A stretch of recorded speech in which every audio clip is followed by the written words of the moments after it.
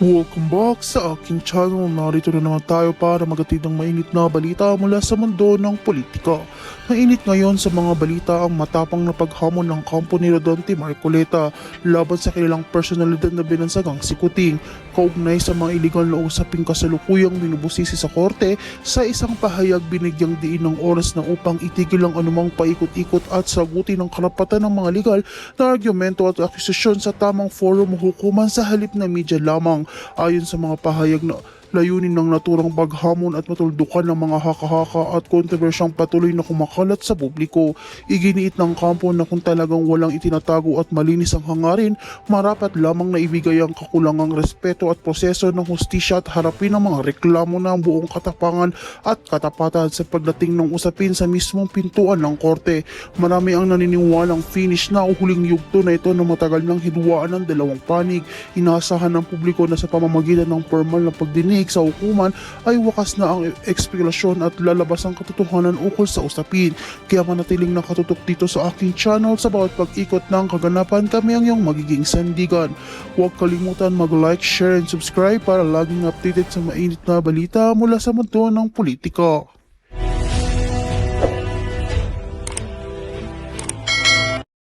May masaktan dyan, hindi magpapatawan. They will kill and kill and kill until you are all dead. Ganun ang mangyari dyan. Kaya, hindi nyo ba naisip yun? Iniisip nga nag-a-analyze ako kaya $10 advice. Doon papunta. Hahantingin kayo at pupuntahan lahat ng bayan, lahat ng bahay ninyo. Nakita, alam na yung address Sabihin ng mga tao, doon tayo. Baka may maleta pang naiwan doon.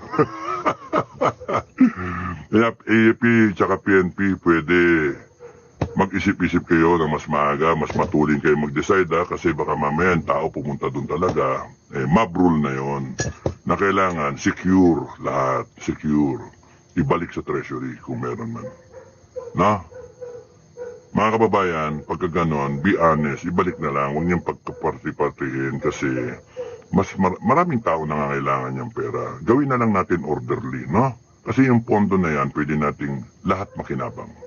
I-full health coverage natin, zero billing, buong Pilipinas, lahat ng Pilipino. Masaya pa tayong lahat. Hindi yung ilan lang makinabang. Kaya nga nagagalit tayo sa mga putangin ng mga yan kasi sila lang nakinabang sa pera nating binuyo. So kung kunyari, kayo may eventually, pagka nagkaroon ng gulo and then nakarecover ng ganyan paldo-paldo, suitcase, yung kung sino man nandun na leader, kaya nga lima-lima yan, may nakakuha, may magsabi, wag nyong ariin, hindi inyo yan. Pag-aari yan na Republic of the Philippines ng taong bayan. It is wrong na kuhanin nyo. Kasi you will be like these people, firing squad din kayo, bagsak nyo, o kaya sa isla kayo. Mas maganda, i-turn over nyo, and then, make sure protektahan ninyo, and then the country will offer a reward for you. Legitimate. Diba? Kahit nga 1 milyon lang ibigay sa inyo Kung 50 million yon, bigyan kayo 1 milyon A grateful nation, sinoli ninyo. I-write off na lang yun as a reward. So mas maganda yon kesa yung paparti-parti nyo, inapin nyo ang ibang Pilipino. 120 million yung inapin nyo. Sa akin, ang gusto kong standard sana, pagka sino man na makakuha, kay sundalo, polis, o mga sibilyan, o sino mang grupo, turn it over so that the country, the new leadership can decide a good reward for you. Turn it over because it is owned by the Republic of the Philippines, by the Filipino people. Okay? Sa SFGF, pag kami ganon, surrender natin lahat. The same will apply. Hindi natin pag-aari yan ng taong bayan, Republika ng Pilipinas. Makakuha tayo ng 10 maleta, kalating billion yon. No? 50 million times 10. 500 mil. Putya na, kalating billion yon. Imbis na magparti-parti tayo, no, isurrender natin lahat. SFGF, as an example, surrender natin lahat and then we will be able to devise a recovery scheme, no? Reward system para naman hindi kawawa rin yung nakakuha. Para hindi siya manghinayang. Let us create a good system. Let us create good Filipinos. Not yung inaayawan natin yung mga kurakot, tas tayo rin pala kurakot. No? Mas maganda yung ibalik natin yung hindi atin. Sa taong bayan yan eh. So yun yung akin. Okay, maliwanag yan ha.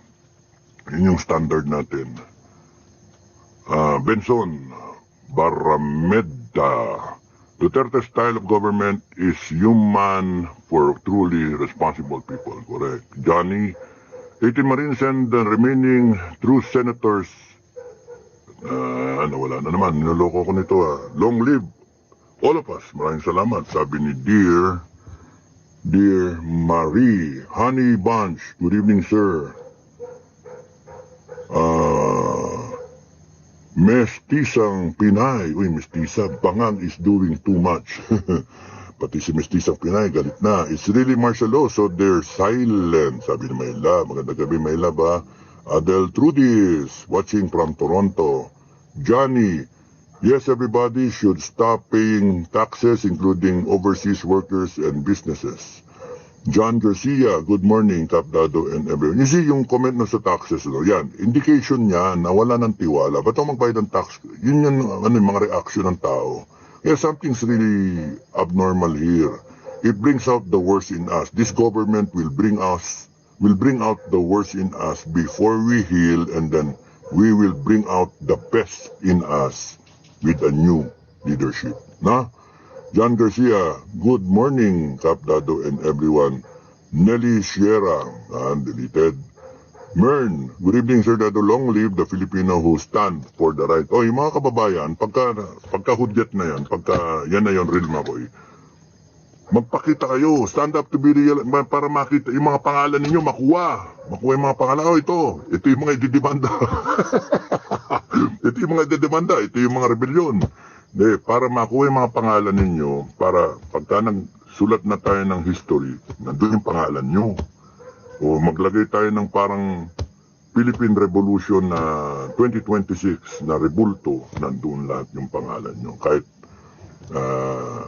yung ganun ba, be recognized and be proud of it that you are doing your part for this country. Hindi magsimula kayo ng gulo No. Simulan natin yung pagbabago sa sarili natin. We have to be involved. We have to fight for our country. No? May mali So ayusin na natin. It is our right. Huwag tayong magpapatakot sa mga tukmoy na yan. King of the Dragons. Guardians feel the boom and attack at the same time to finish off this clone BBM. Magandang gabi sa inyo. King of the Dragons. Yun yan, problema. Nakaka-stress, di ba? Ricky Bautista, good evening, sir. Hello. Oster Lee Meadows. Pounds to Philippine peso, 82. Wow, mahal na. Taas na, 82 na. Grabe. Kutong Baby, thank you. Maraming salamat. Kuto Baby.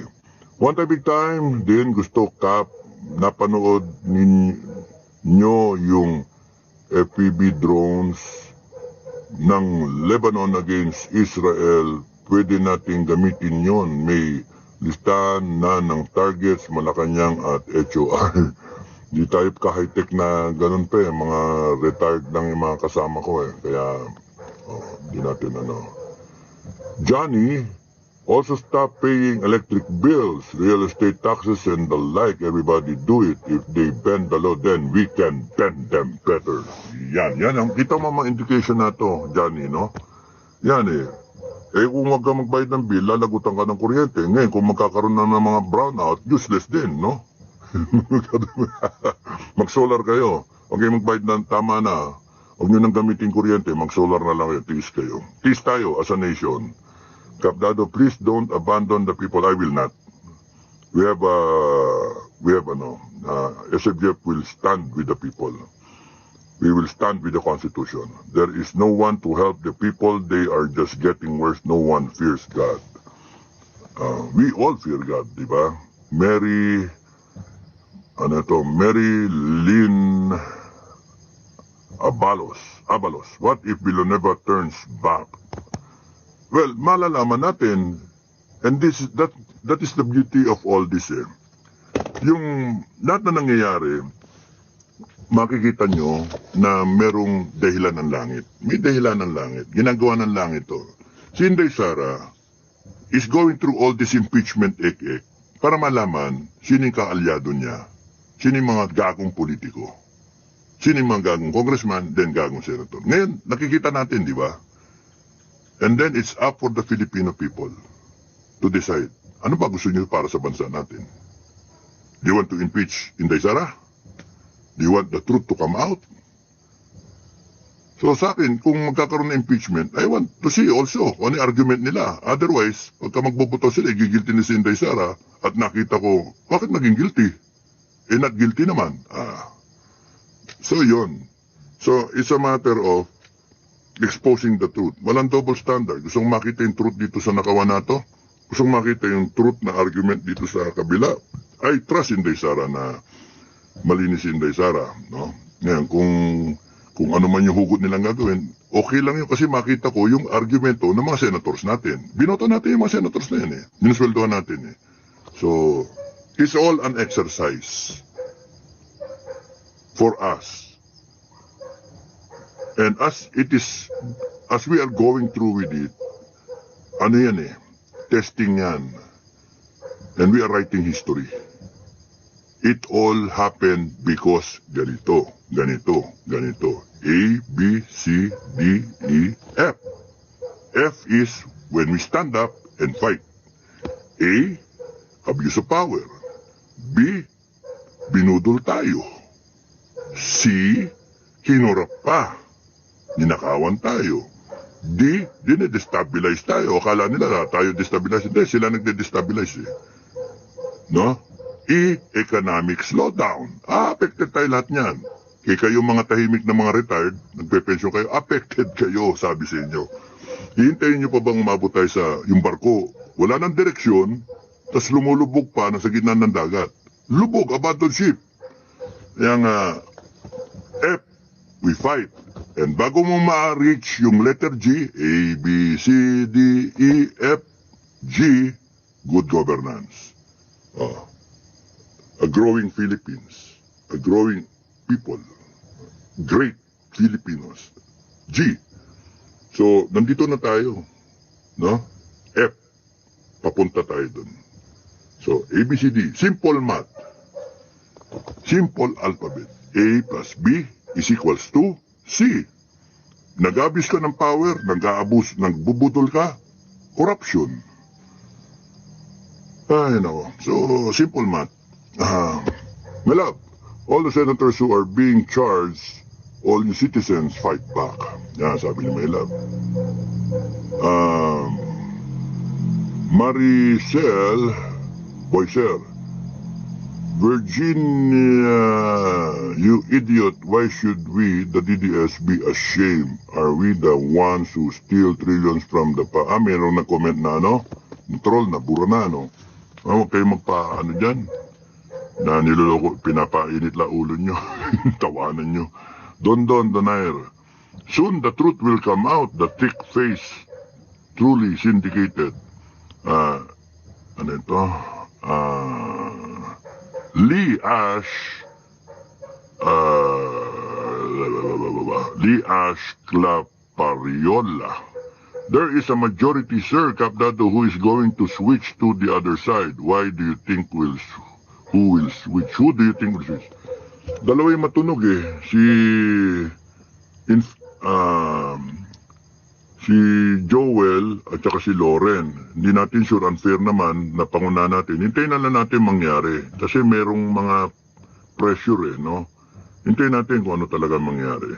And then, tsaka tayo mag-ingay. So, kung may mag-switch, tanggal si Alan Peter Cayetano, tanggal lahat ng tanggal si Marcoleta, then they will conduct their own investigation, which is kung si Tulfo, I disagree na si Tulfo kasi implicated siya. He cannot be the head of the BRC. Delicadeza wise. No? Isa pang tanong nga pala, okay, nandinigin totoo, nandinigin. Ano mangyari? Magpapail ng kaso sino? Ombudsman? Wala nga, kanila kay ombudsman eh. So, walang pupuntahan to, pero alam natin katotohanan. Alam na natin, no? So, ang delikado, alam ng taong katotohanan. And kung walang matino dyan na natitira at pinagkukubli pa nila at tuloy-tuloy silang ganyan, doon pupunta talaga sa revolusyon yan. Hindi mapipigil eh, doon talaga pupunta. And it's going to be bloody. Kasi lalaban tong kabila eh. Amboy, nothing is happening. Kick that idiot, 15 and then death. Idiot 15. Ate Hides, mixed blog. They say Mindanao is waiting for a ship.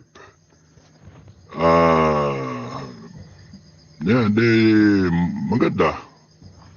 Marta Cesar, baka harangin yung barko. Cap really has a brain because the imposter doesn't know anything. Thank you, Dali Molly, maraming salamat sa iyong pakulay. Maraming salamat, ha? Maraming salamat.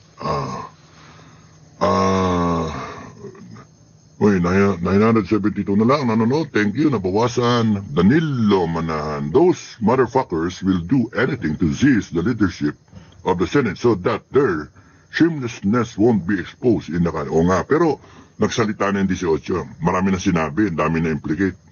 Kaya, can we handle the truth? Alam na natin yan. O ano next? Kaya ang title natin, anong susunod na kabanata? Yung mga tumatawag sa akin ng may message, pasensya na kayo kung hindi kayo nasasagot ha. Sorry ha. Love you. Sorry ha, kasi naka-off yung ringer ko eh. Kasi nasa meeting ako, hindi pwedeng ring yung cellphone. Hindi pwedeng, kaya naka-off na. And by the time na matapos, pagod na, ayun, tulog. Kasi wala pa akong tulog, hindi pa ako nakabawi. And then, siyempre, hindi ka rin makatulog kasi nagwo-worry kami. Ako nagwo-worry. Baka anytime, patayan na, yung ganon. Worry ko yun. Ayaw kong may masaktan both sides, no? Pilipino tayong lahat, eh. Niloloko tayo ng mga demonyo na ito, pagpapatayan tayo. Ganon ang mangyayari. Kaya kung pwede, kayong mga Pilipino, kahit anong side, iwasan natin yung patayan. Iwasan natin. Okay, so, ka-stress ba? Ka-stress. Okay. Thank you, Danilo. Ken Cato, boss, is it possible that the Filipinos will do what the Nepalese did to them, President or for Prime Minister? Pwede, kasi pagkataong galit, wala nang wala nang pipigil. Hindi na papipigil yan ng konstitusyon, hindi yan mapipigil ng mga leader, hindi mapipigil ng Supreme Court. Walang pipigil sa taong galit.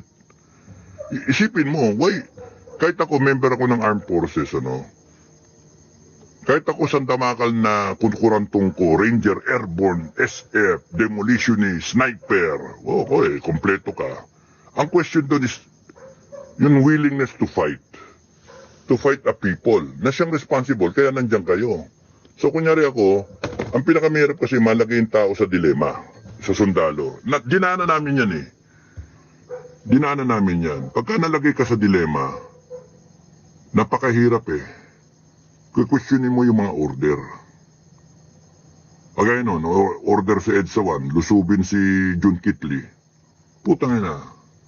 O kung nag-iisip yung tao, kami nag-iisip, pumunta na ako doon kay Jun Kitli, nakita ko yung likod niya, kita ko yung target, nakita ko yung may girlfriend ako doon eh. Nung tinignan ko ganyan, sinabi ako yung gwardya, wala kang papapasukin dito, ipadlock mo, pagkalabas ko, ipadlock mo yung tapos pumani ka na, pag kami nagpumilit na pumasok dyan, parilin mo. And then, ilan yung bala mo? Sir, 5, sir. Hindi kita mabibigyan. Bala mo 38 eh. M16 yung bala ko eh. So, magtira ka ng isa para sa sarili mo. Ganun. Basta ako ang dapat lulusob dito, hindi kami lulusob. Yan ang sabi ko. Tinanong ko yung mga tropa, saan kayo kakampi? Sabi ng mga bata, sa tao, sir. Yan, sundalo nagsabi. Mas magaang sa akin, Kasi hindi naman ako mag-order na lusubin sila Jun Kitli. Kasi mawala yung communications ng rebellion nun eh. O, ng whatever, no? Ng people power. So, mahirap yung malagay sa dilema yung mga sundalo. And mukhang malalagay sila sa dilema ngayon. Lalo na ngayon, pagka yung tao nag-armas na.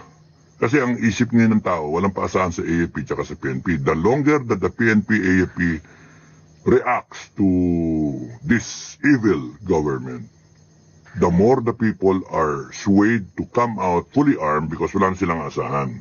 Yun ang danger. So, ang encouragement ko, pagka yung mga tao, kung ano kayo, magdala kayo white ribbon lang. That will pacify things eh. Pagka inoffer nyo yung white ribbon, sinuot ng tao, hindi nyo kalaban yon. Kakampi nyo yun. Pero pagka ayaw isuot, di, kalaban yun, alam nyo. At least, makita nyo, sa tingin ko, isusot nila yung white ribbon. Ano? White ribbon. Dito sa ulo, sa leeg, o kaya dito. Kaya bawat isa sa inyo, magdala ng white ribbon. So, when confronted by the forces of darkness, of evil, tanong nyo, and then you're giving them the chance to convert to your side. Para iwasan yung gulo. Sabi na nga nila damihan nyo na bibigay kami. Ilang beses ko na nadinig yon sa mga rally. Ilang beses ko na nadinig. Damihan nyo na at bibitaw na kami.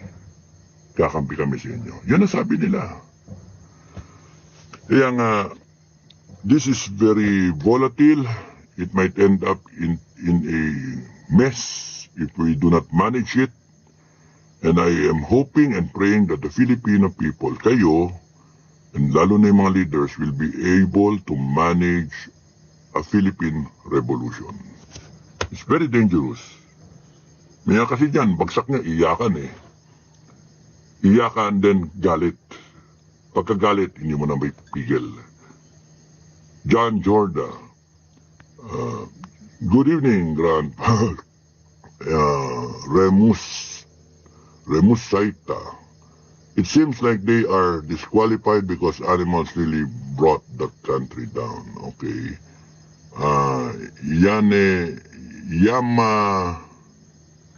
Yamaguchi Shirley. Yamaguchi Shirley, good evening sir. Maraming salamat.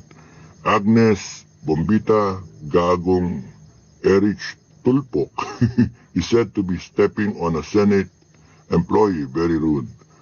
Ate Hides Mixed Blanc, be careful sir. Grandpa, thank you. Thank you. Oishi, is that qualified threat cap dado? Ang alin? Yung, alin yung ginawa? Ate Hides Mixed Blanc, take care everyone. Ginagamit din yung batas laban sa atin, yun ang problem eh. Sila lang ang tama, tayo mali. What a shameless idiot that Tulfo is. Buta eh, tapos nun, yabang pa. Ang suggestion ko sa'yo, Tulfo, mag-resign ka na lang. Hahabulin ka ng taong bayan. At lahat kayo mga senator, hahabulin kayo. Pag pumutok ito, hahabulin kayo ng taong bayan. Madadamay pati pamilya nyo. John Jorda, good evening, Grandpa. Thank you. Idul, thank you. Oishi 888, yeah, that's right. He can't be BRC chair. Yeah, thank you. Mestisang Pinay. So you should kick out all the plagues in the government. Dadating tayo yun. It should be the Filipino people, not just me. It's not just ako lang eh. It is the will of the people, not the will of Dado Enrique, ng Kap Dado, no. It's the will of the Filipino people. That's why majority wins. Hindi pwedeng ilan-ilan lang ang magsasalita dyan kaya ginagawa nila. No, it has to be the Filipino people na magsalita na linti kayo, ayaw na namin. No? Kami masunod dito. Majority wins. So the moment ipakita ng taong bayan yung galit niya, yung prinsipyo, yung pananalig sa Diyos na mapoprotektahan siya, walang mangyari sa kanya at magkakaroon ng change, the moment maipakita ng tao yung lima-lima, labas-labas, pamilya, kapitbahay, lahat tayo, concerned tayo. Tama na, ayaw na namin korupsyon. Ayaw namin niloloko kami. Tayo yung amo eh. Tayo yung may-ari ng bansa. Tigil na natin to. And then move forward na tayo. Reboot natin. move forward tayo, ayusin natin Pilipinas. In 10 years time, Singapore tayo. Wala lang yung corruption eh. So, we have a rich country and every Filipino should be rich. Every Filipino should be rich and we can aspire for that. Oh, pagka ito na move forward natin after 100 days, ano na tayo, zero billing, full health coverage. We should find the money for that kasi meron naman ninakaw na pera eh. So, ibig sabihin, maraming pera. No? 5 to 6 trillion every year. So, we just allocate half a billion, for example, half a billion pesos, 500 million, half a trillion pesos for health. So, full coverage tayo. May cancer, may lahat ng klaseng sakit. Pakita mo yung ID mo. We have to make a system na ID mo lang. Pakita mo. Then, database, boom, kunana. May ano naman tayo, death penalty lalagay, so wala yung corruption. And then may billing tayo. Tapos may historical tayo na lahat ng hospital. Alam natin kung ano i-allocate sa mga hospital. May historical tayo na lahat ng klaseng sakit na pinupundo natin. So alam natin kung ano yung heavy cancer, dialysis, hypertension, heart problem, etc. etc. So, 100 days, zero billing. Kaya natin yon. Priority. So that makatingin yung kakatayin ng Gloria after all this. 4 years of disaster, then 100 days of okay na. And then 2 years, something's brewing na that will result to lahat ng Pilipino mayaman. Dapat gano'n lang, yung dalawa na yun. Walang iiyak na Pilipino sa sariling bansa, walang iiyak na Pilipino, walang mahirap na Pilipino sa sariling bansa. We can make that change. We can aspire for it. It is our right as a people. Let us aspire for it and let's do it. Nasa atin yun. But first, we have to change the